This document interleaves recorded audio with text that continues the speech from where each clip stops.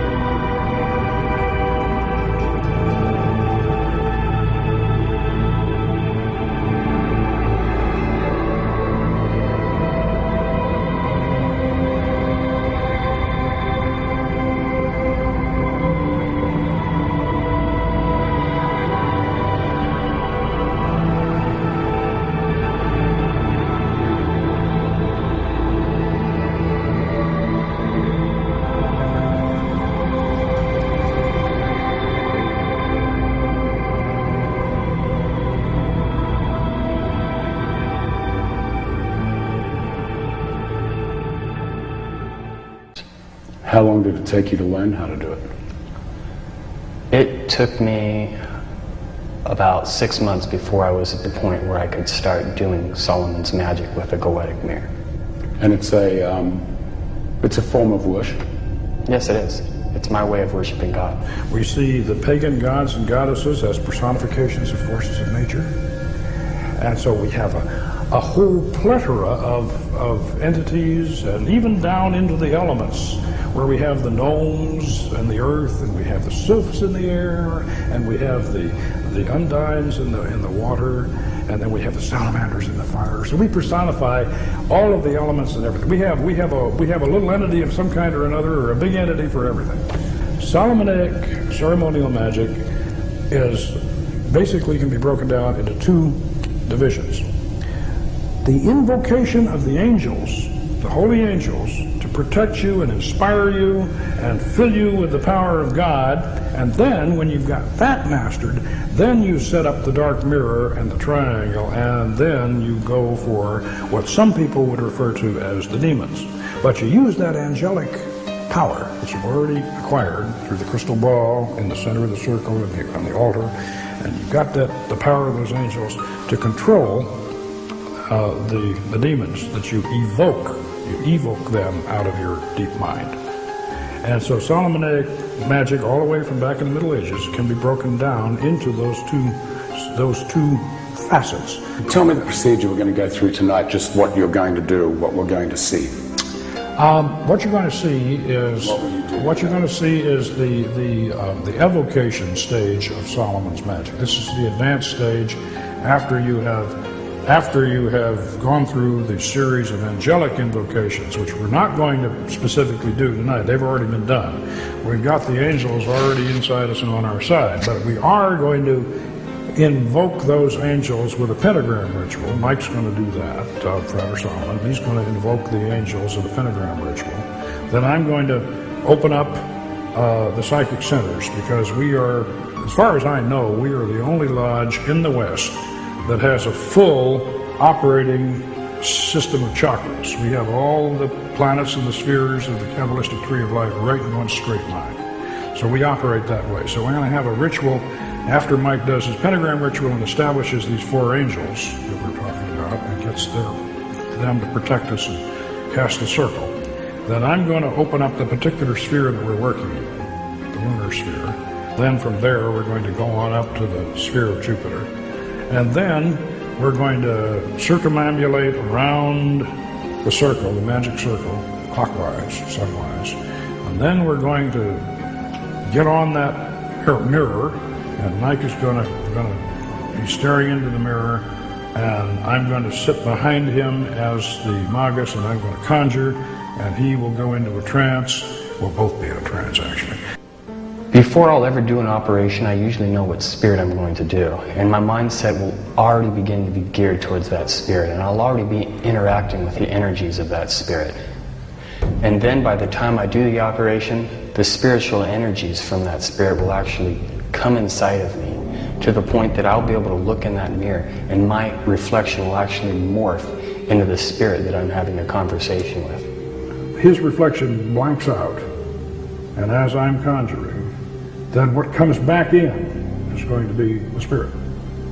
What does it feel like? Are you aware of what's happening, or are you in a total trance? Can you remember what's happened? I am aware of what is happening, but there is somewhat of a transformation that does occur. So what's inside of me isn't really what's me speaking.